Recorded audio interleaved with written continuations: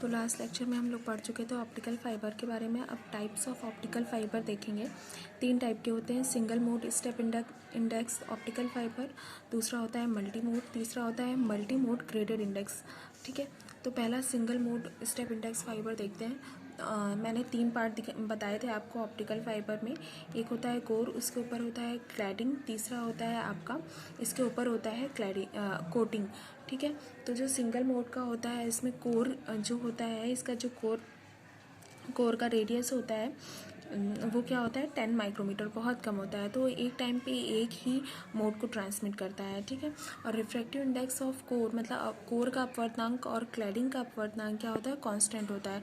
जब एक टाइम पे ये एक ही सिग्नल को ट्रांसमिट करेगा तो क्या होगा, लॉस बहुत कम होता है। ठीक है, अब मल्टी मोड में देखिए क्या होता है, ये देखिए मल्टी मोड में क्या होता है, एक या एक से ज़्यादा सिग्नल को क्या करेगा, ट्रांसमिट करेगा, इसलिए इसको क्या बोलेंगे, मल्टी मोड बोलेंगे। इसका रेडियस क्या होता है 50 माइक्रोमीटर। इसमें देखिए कोर का रेडियस क्या होता है 50 माइक्रोमीटर से 100 माइक्रोमीटर तक होता है।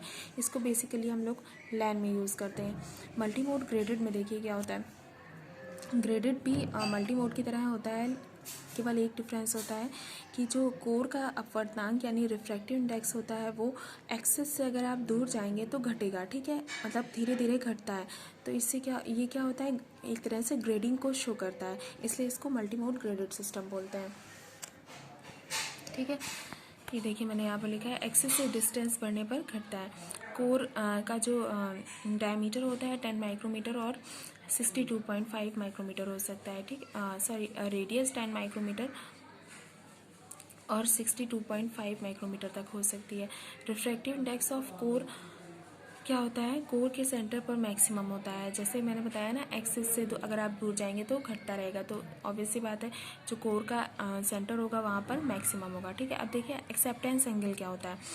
मैंने आपको बताया था कि ऑप्टिकल फाइबर किस पे, टोटल इंटरनल रिफ्लेक्शन पे वर्क करता है।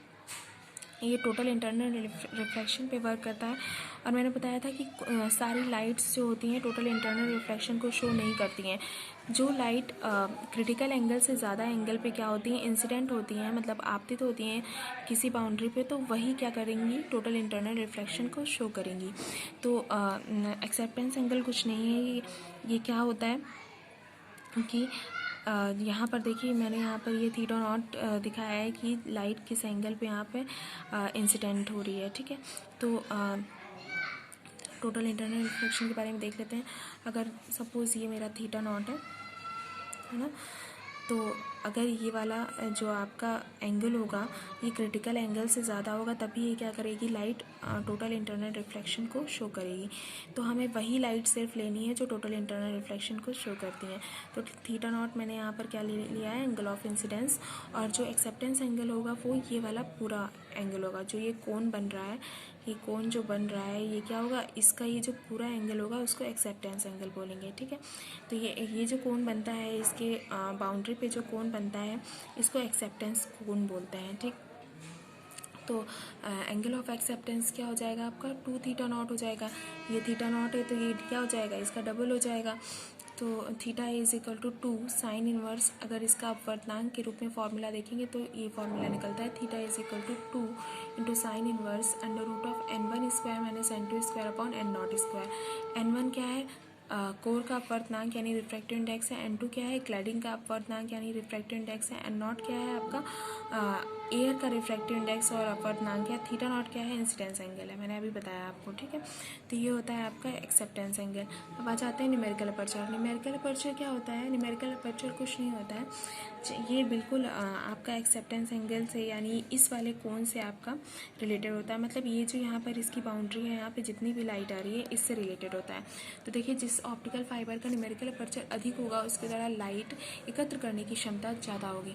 तो न्यूमेरिकल अपर्चर आपको यहाँ से समझ में आ रहा होगा कि ये जो कोन है इसका क्या होना चाहिए, जो आपका ये वाला रेंज है ये ज़्यादा होना चाहिए। ठीक है, तो तभी क्या करेगा, ज़्यादा से ज़्यादा लाइट को वो क्या करेगा, अपनी तरफ कलेक्ट कर पाएगा। ठीक है, तो इसका फॉर्मूला होता है न्यूमेरिकल अपर्चर का होता है under root of n1 square minus n2 square. ठीक है,